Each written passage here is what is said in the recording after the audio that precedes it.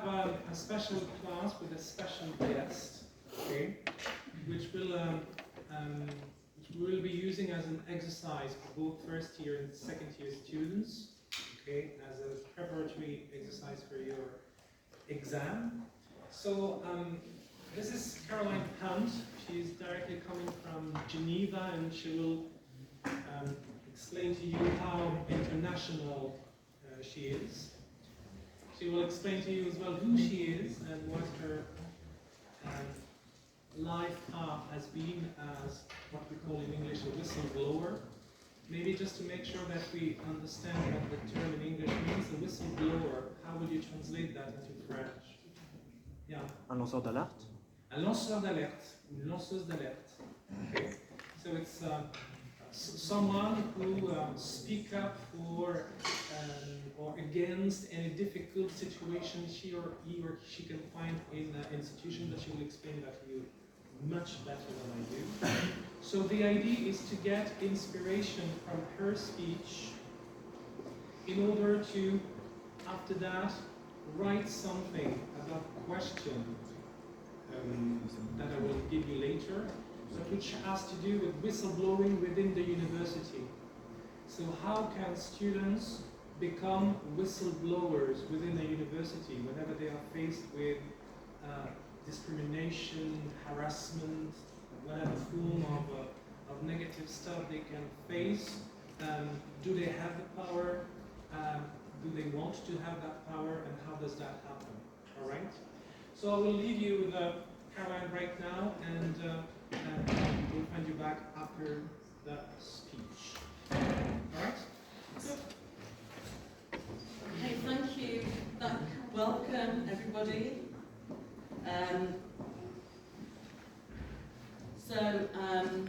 My name's Caroline Hunt-Mattis, and I have served in the United Nations, and I became a whistleblower in the United Nations.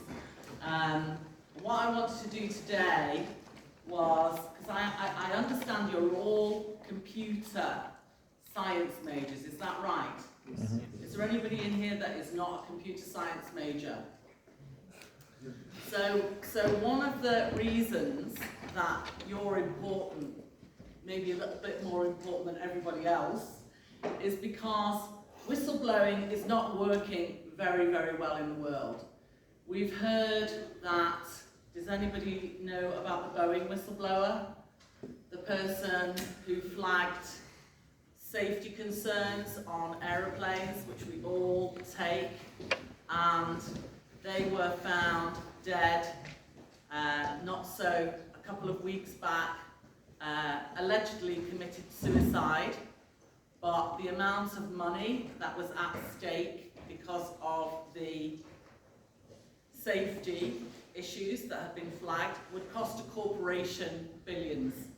And so there is a business out there of eradicating people that speak up about very important issues, but they simply do not make economic sense for the corporation. So the Boeing whistleblower said, if I am found to have committed suicide, I would like you to know that that was not in the planning. So very dangerous environment. Some of you followed the Edward Snowden story or Julian Assange story. Do you know who those individuals are? You know Chelsea Manning. I mean, you know, Chelsea Manning, Edward Snowden, they were computer science majors back in the day and became absolutely invaluable to what we call the American military-industrial complex, controlling a lot of defense, intelligence information.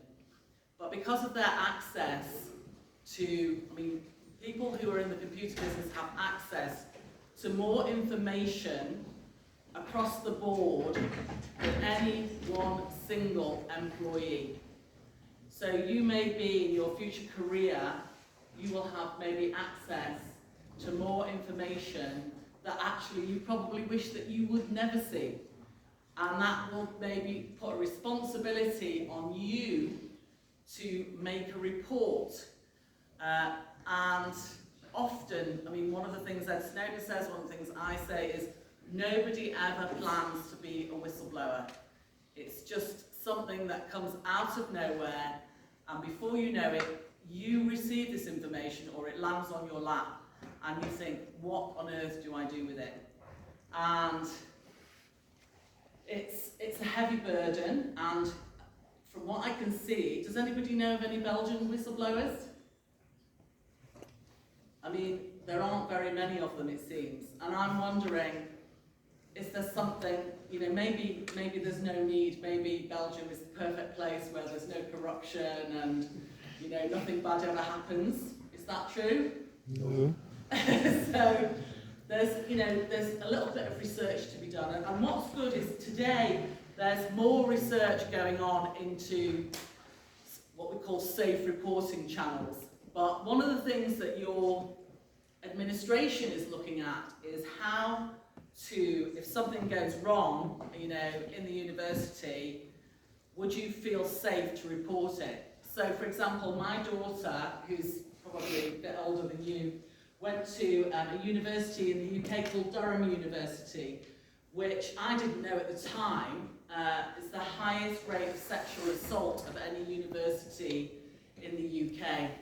So why that is, we're not really sure, but we think it's something to do with the privileged schools that filter into it. But the internal channels for reporting are simply not working. And a lot of people are thinking about how to do this better in a safe environment, because sometimes the aggravation that you go through for reporting is just too difficult to deal with and causes more anxiety and stress than the responsibility of reporting. So let me flick through this presentation. Hello. Welcome. So, not working. Class full of computer scientists and can't get the presentation to work. Isn't that fabulous? There we go. So here we have the penguin, and the penguin is the whistleblower. So it's not looking very happy, is he or she? So what do you think will be going on in the mind of the penguin to make them very sad? Because you know something, but you don't know what to do with it.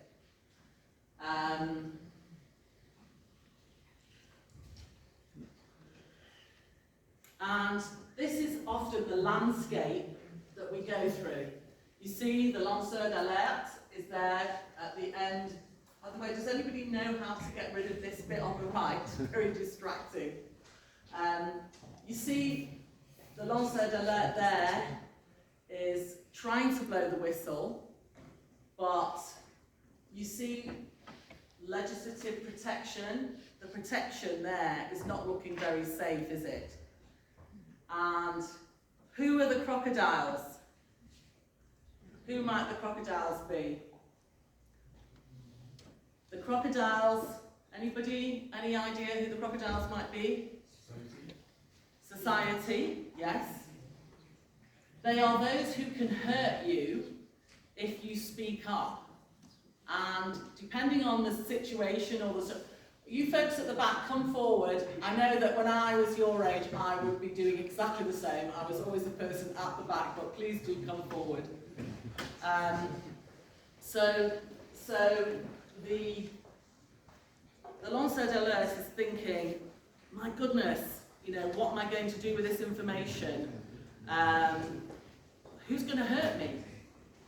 And if you're a student and you've got something to report, if it's in your university, you're going to think about how much power that person has in relation to you.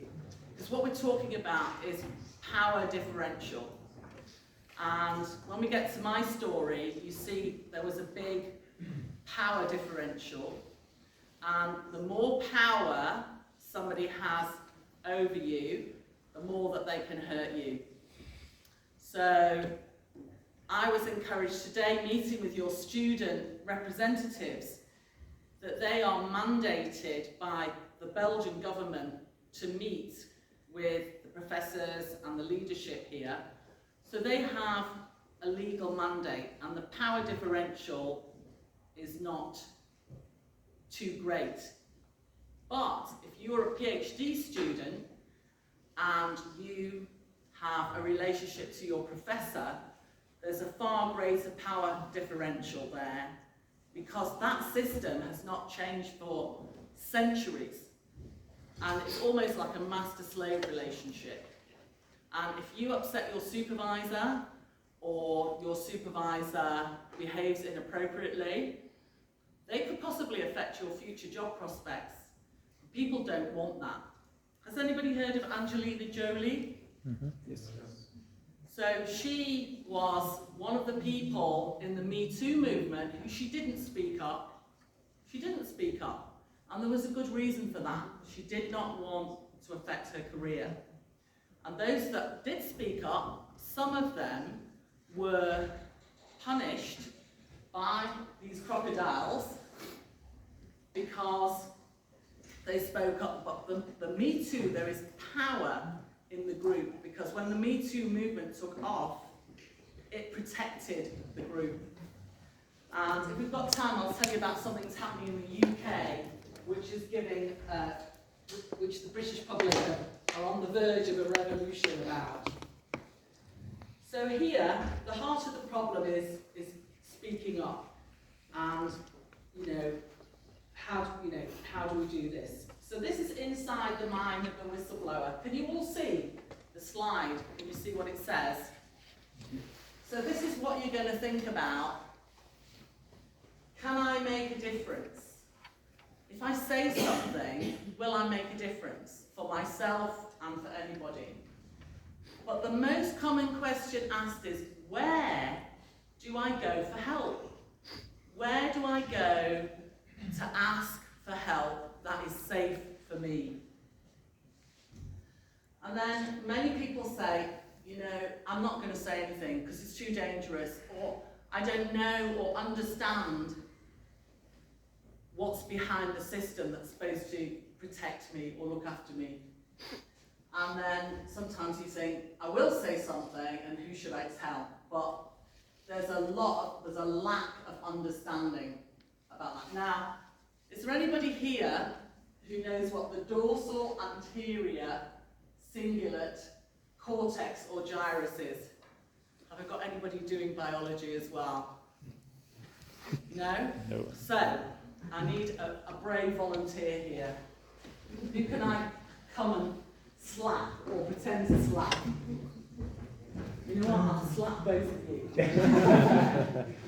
So if I slap you both, what are you going to feel? Very good, they're both top of the class, extra marks. So you're going to feel pain. And one of the things that you need to know is that when you get slapped and you feel pain, the dorsal anterior cingulate cortex transmits that pain to you and makes you feel, awful.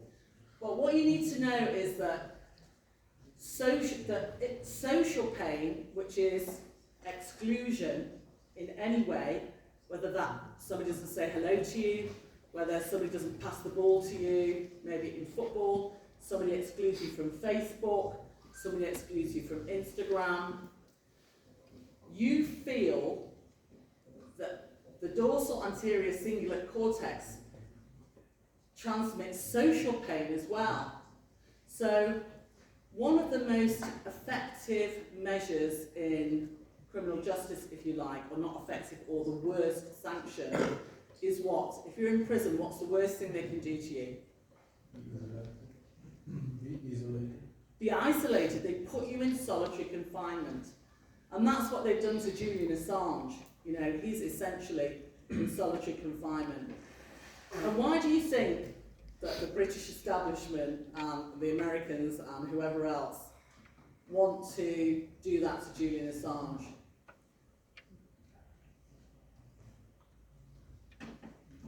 not actually a whistleblower, he's a journalist. But what Julian Assange cracked was he got through editorial control. So we live in a society where our media outlets are controlled by governments and people in power. So certain things, certain information which happens will never get out. The BBC, I'm ashamed to say, has become a portal for the Tory government. It just is, you know, it's not speaking the truth as it once did. And the journalists are there with the stories, but editorial control is how people retain power by excluding certain stories. So a lot of stories about whistleblowers don't get into the press, or they have the interview and they're edited out. So getting back to the point is that about Julian Assange is they're keeping him isolated because the social pain is additional pain on top of being incarcerated.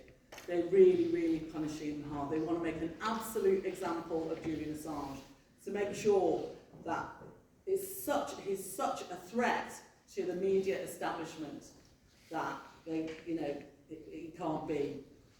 So does everybody agree? Everybody in this room must have experienced exclusion at some point in their life when they got excluded for something, and remember how that feels to be excluded. And so that feeling is what stops people from becoming whistleblowers, because they know that somebody in power or somebody in their community is going to exclude them if they speak up. So when you think about what am I going to be doing, you think about who's going to do this to me, and we're not very conscious about when do you think that you learn this rule? When do you think, if you think back to a time when you have personally retaliated against somebody because they really upset you, like I sat in a class earlier and they had done my students in Grenoble, some of them burned the school down, another one cut the hair off a sister, somebody else stole a car. It's just amazing what good retaliators you all are, in of yourselves. But it's an example, as I say, of what keeps us from whistleblowing. And you need to understand your own neurobiology, because this had a purpose once, many, many years ago, when we were Cro-Magnon. Does anybody know why it was important to be obedient when we were Cro-Magnon, not to challenge authority? Because we used to go around in small groups and travel, and we were exposed to much more danger. So when you challenge the authority of the group leader, you put the whole group in danger. So that's one of the reasons we've got the apparatus, but it's still with us now, and our society has evolved a bit more. But it's such an important neurobiological action. It still affects us every day. So, this is me at one of my low points. After 10 years, I finally won my case. But what was my case about? So I was working in the United Nations. I'm an investigator by trade. I had 10 very happy years investigating everything from Rwanda, Yugoslavia. I worked all over the United Nations very happily. But then I moved to the Refugee Agency, and there was a new investigation function in the Refugee Agency. And that entailed a shift of power from those who traditionally held the power, the managers, to the investigators. And the managers didn't like that. So, do you recall when Mr. Trump had an argument with the FBI? Because the FBI wanted to investigate him? Do you remember that a couple of years ago? So it became Mr. Trump versus the FBI. So Mr. Trump just got rid of the guy from the FBI, just fired him. So whenever you have a political function and a policing function, the political is likely to win. And so I found myself investigating the rape of a refugee in Sri Lanka. This is all public knowledge now. And the managers were interfering in the investigation process to protect the person that was accused. And so I raised my voice about that, and most people agreed that it was unacceptable. But ultimately, the organisation had to be pragmatic, and more problems came out about this investigation unit, and they decided, while they agreed with me, to fire me as opposed to sort the problem out. And so I was fired overnight while I was on medical leave after an accident, and after discovering that Iraqi refugees were being put into detention for no other reason than speaking up about their refugee rights, and that was something else I complained about. So all of my complaints about these human rights violations resulted in me getting fired. And so I had started my 15-year litigation with the UN, which I ultimately settled after 15 years. But it was a very hard path for one person against armies and armies of lawyers. And in fact, the UN was supposed to provide representation to me, and the reason they gave was, it's too complicated and too expensive.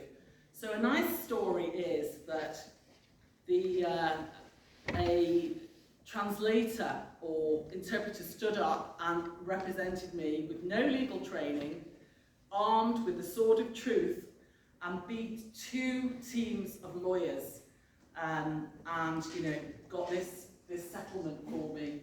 And so I was very grateful for that. And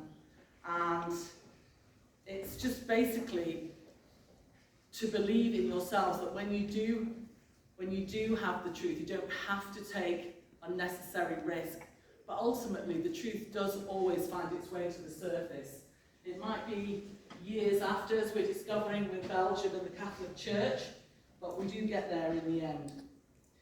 So, does anybody have any questions about my particular case before I just tell you about what's going on in the UK? So, in the UK, there is, has anybody heard of this Mr. Bates versus the Post Office? No? So, in the UK, you all know what the post office is, right? Mm-hmm. The one-stop shop to go and get your pension or what have you. So there's thousands of post offices in the UK, and they are owned by these postmasters. And in 1999, a new computer system came online from Fujitsu. And the computer system was to help with the accounting. But the Fujitsu computer system didn't work properly. I'm just going to go to the next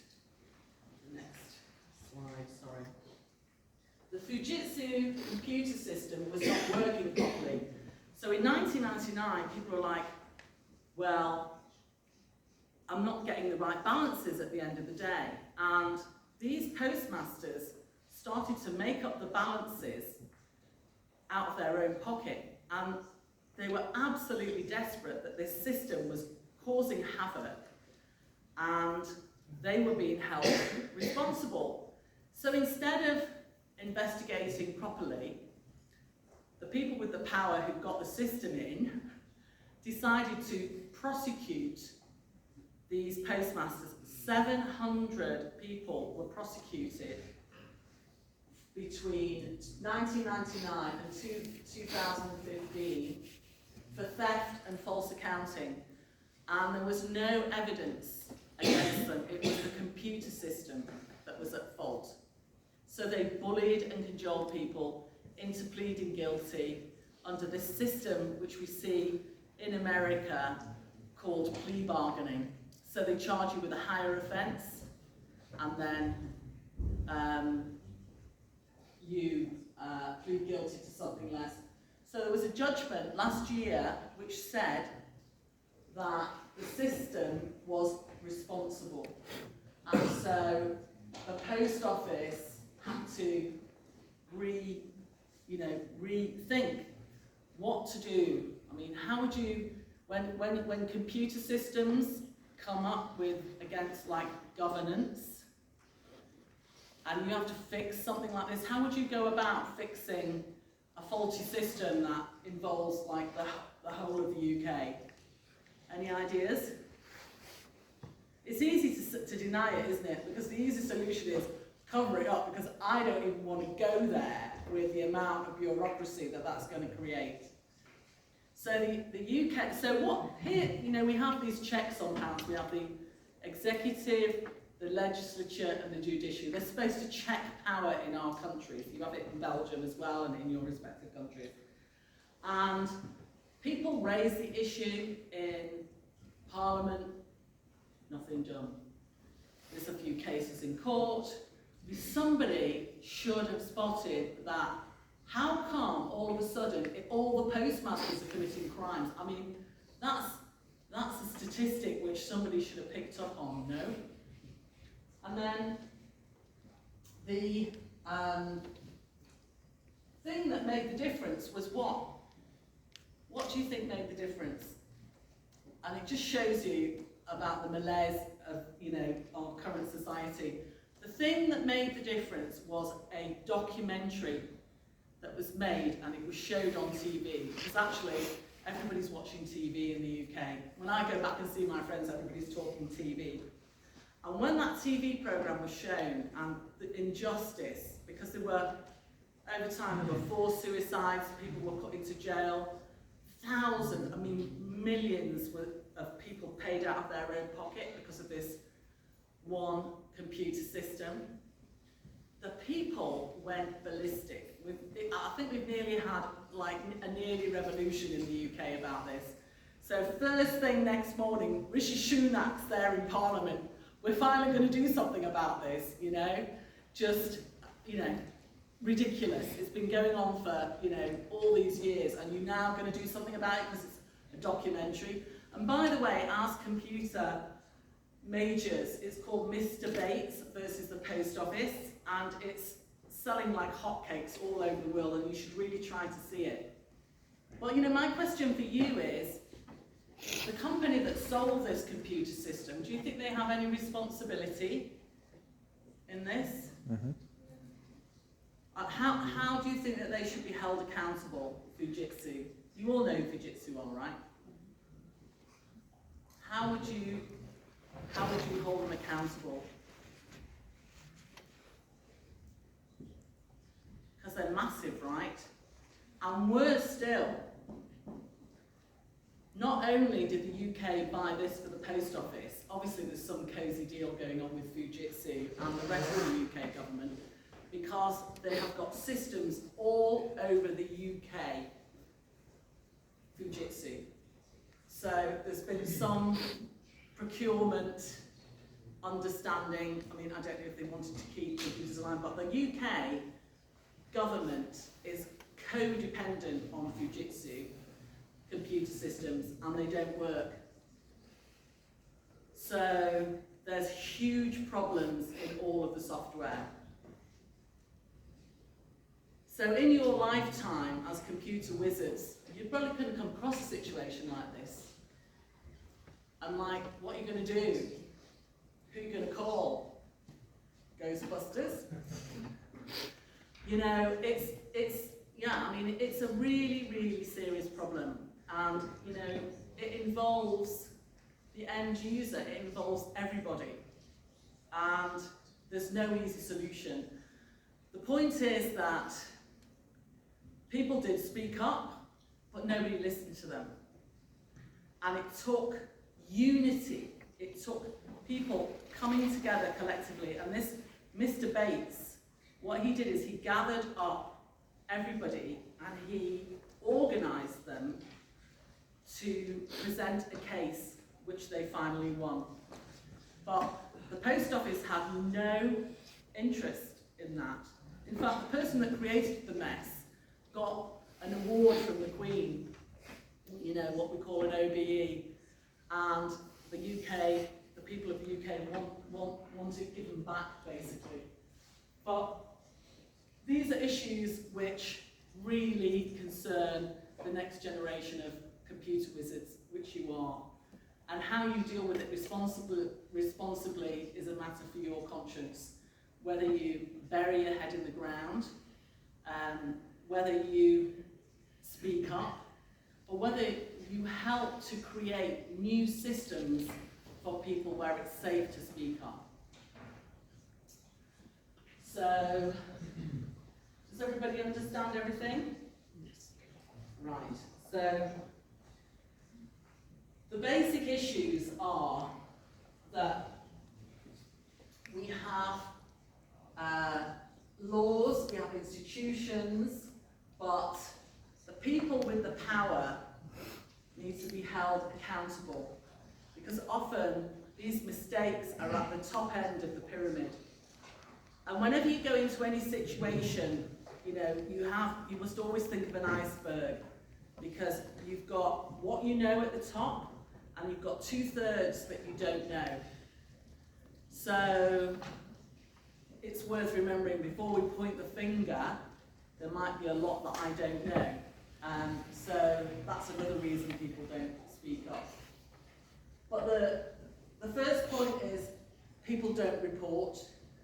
There's fear of reporting, and there's an even bigger fear of reprisal. And what are people going to do to me if I speak up? And that is what we need to address, not only in the post office scandal, but in this institution, because there are places to speak up. I'm sure there are things that are going wrong, but people don't know where to go. So there is a whistleblower protection failure, if you like, but we have to combat this culture of denial and get accountability back into our systems. And I'm encouraged that your generation asks more questions, you think more critically than we did. We were blindly accepting, would you say we were blindly accepting of everything that went on? We kissed up, well I didn't personally, but some people, they kiss up to the bosses, they don't question authority, and they let people get away with it. But I know your generation is not like that. I think, I'm encouraged when I see my own children, they don't even listen to the mainstream media. They're like, oh, Mom, you kidding me? I'm not listening to that. And you have your own, you have chosen to listen to media which has got a bit more integrity, and people that speak the truth, which is a great start. So my last point is that I have written a book about my experience as the whistleblower, because when I settled the case, they tried to gag me with a gag order, and I said, I'm not accepting it. I'm going to just write the story for the next generation to digest. And I've brought together a collection of whistleblowers, 5 or 6 people who had experiences at the UN, and how it was managed and what happened to them. Because I think it's important for you to learn. We don't teach you how power works in our society. And I think a responsible educator needs to teach you like critical life skills. And you can arguably go into a workplace and you will come across people that don't treat you with respect. And you've got to know and understand the tricks that people do and the skills that you need to divest yourselves from these unpleasant situations.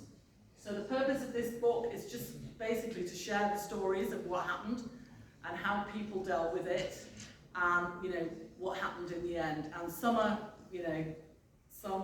happy stories, but mostly not. But they're all great material for learning. And I hope to come back to Namur to maybe launch this book, maybe in the autumn, and to get you all to think more along the line about your own role in reporting and supporting others in this journey to a safer, happier university experience. I will say that the upshot in the Durham case with one of my daughter's friends was they went through the various channels and they found out that the person that assaulted the young woman had done it before and it hadn't been reported. But what was a source of consolation, which is very representative of your generation, is that the young men in the friend group came together in a very non-aggressive way to call the person out on what they'd done. And they used their voices to speak up as peers to say, you know, come on friend, we don't do that, we apologise, and we do the right thing for the right reason. So, yeah, saluting all of you out there that do what you do, on an individual and personal level. So, I will hand over now to questions, and I just say thank you, Namur, for listening, and the penguin's looking a little bit happier now. So, yes, I think that's it from me, unless anybody has got any questions that they want to ask. Any questions? Do you have any questions?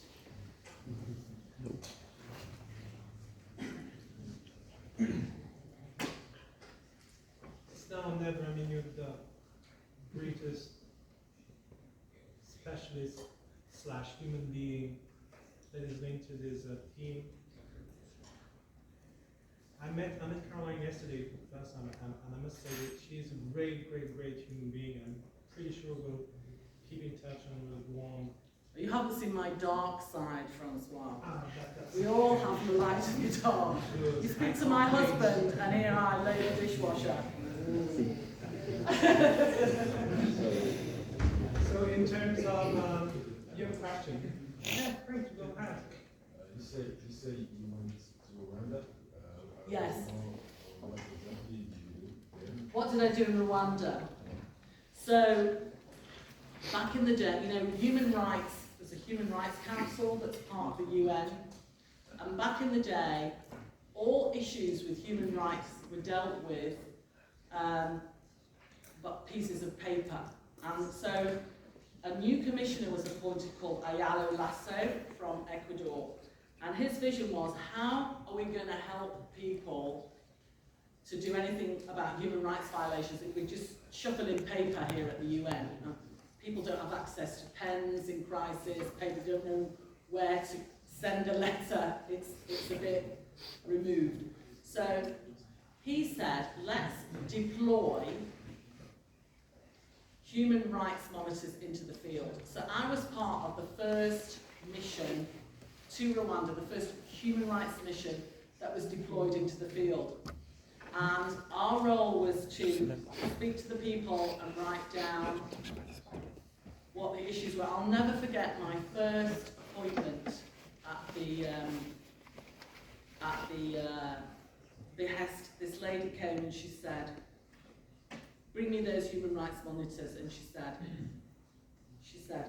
get this, I want you human rights people to get this fosse commune, this mass grave, out of the back of my backyard, because every time it rains, the smell of dead bodies comes up onto my washing. She said, and I am sick of doing the washing. I'll never forget it. I mean, this just shows you that in what Rwanda's endured, that it went, people still have to eat, people still have to do their washing, and that it went back to business as usual. But what did I do? I was recording what happened, a witness to the genocide, if you will. But as many of you know, I don't know if many of you know, it's 30 years since the genocide in Rwanda, and the tragedy of, I mean, this is the tragedy, is that the reporting went on and nobody listened, and you may know General Dallaire was there, Canadian peacekeeper, and he called for help. He said, this is going to kick off here in Rwanda, send me help. And nobody listened. And the genocide happened. And yeah, it's another case of, you know, trying to get, you know, help. And what's interesting is Kofi Annan was in charge of peacekeeping then. But what happens in the UN is you've got to have critical mass to support soldiers coming out. Most of the soldiers do not come from the First World. The Canadians were out there in Rwanda, but they come from developing countries, because there was an incident in Somalia. Does anybody know what happened in Somalia to the American peacekeepers? Black Hawk Down. Has anybody seen that film, Black Hawk Down? So in Black Hawk Down, American peacekeepers were tortured and paraded, and there was a clip on CNN of these peacekeepers being dragged through the streets like, you know, a medieval night scenario. And that turned public opinion against sending peacekeepers to the US and to the UN. And one of the reasons that Kofi Annan couldn't get any help for General Dallaire in Rwanda was because there was still a backlash from that scenario. And in my own case, one of the reasons that while I had the evidence to show everything, it never got properly investigated because there was too much political traction on the organisation, because the High Commissioner was also sacked for misconduct, and the organisation just didn't want to deal with it. So that's what I was doing in Rwanda. Are you from Rwanda, or do you have family from Rwanda? Sorry? Yeah, I'm from there. From there. So yeah, I mean, I just had a reunion with my colleagues that worked out there, and you know, Rwanda's come a very, very long way. Has anybody seen Hotel Rwanda? The film? I mean, that is another film that's definitely worth watching. But we've got much to learn from what happened in Rwanda, and as an international community, the international community failed Rwanda completely. But somebody in Hotel Rwanda, the guy that owned the hotel, he was married, you know, there was this false division between Hutus and Tutsis, and he was married with I think he was Hutu, married to a Tutsi. Anyway, they were a mixed family, and he did what he could to stop wherever there was a situation of killing. He personally intervened, and so he's subsequently been prosecuted, but he did the right thing in the right moment, I think, and I have a lot of respect for that. So that's another film worth watching. Any other questions, please? I'm wondering, do you have any recommendation for sources of information about structure of power, or just general news? Because there's so much information, it's hard to find a good source. About power structures, I mean, you know, there's a lot that's been written on power by people like Noam Chomsky. I mean, he's a great source. Anything that he writes about is always good. I mean, we see on the stage, in international relations or diplomacy, call it what you will, the abuse of power that goes on between countries. I mean, look at Belgium, you know, that, you know, was not respected for being a neutral country, you know, it's small, so let's pick on it. You know, the abuses that go on in the international relations world are horrific. So just studying history is a perfect, you know, indication. But there are people who have stood and, you know, who inspire us, and studying those. I mean, somebody like Ed Snowden, computer specialist, took on the military-industrial complex in the US, which has got to have more power, you know, than whatever. It might not use its power intelligently, but it's certainly got the power. And they have chess. I mean, anybody that plays chess, there he is. He's a citizen of Russia since last year. I mean, how you checkmate yourself and then get your smartest computer specialist over to your, you know, enemy. I mean, that is just, you know, game, set and match to Russia. So, you know, read the whistleblower stories. I mean, read this book when it comes out.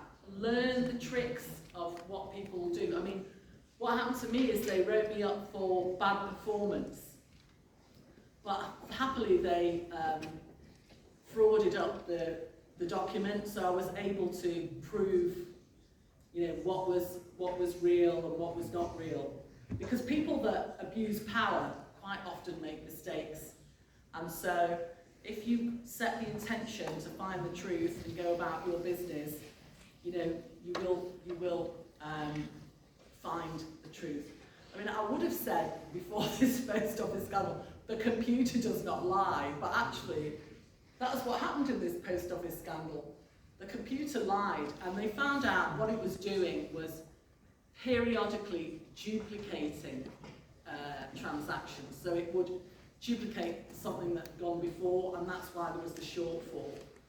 So, you know, you have a special responsibility with these machines to build in checks and balances and oversight, because the way that AI is evolving is absolutely frightening, quite, you know, it's really frightening.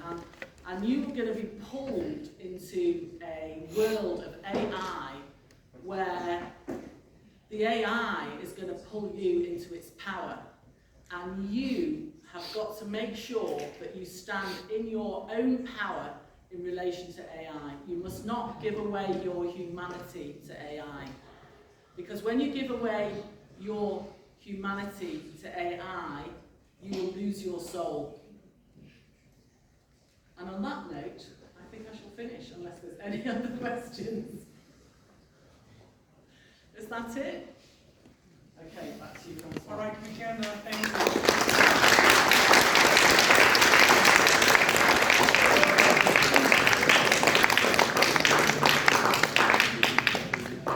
Now, let me show you what the next part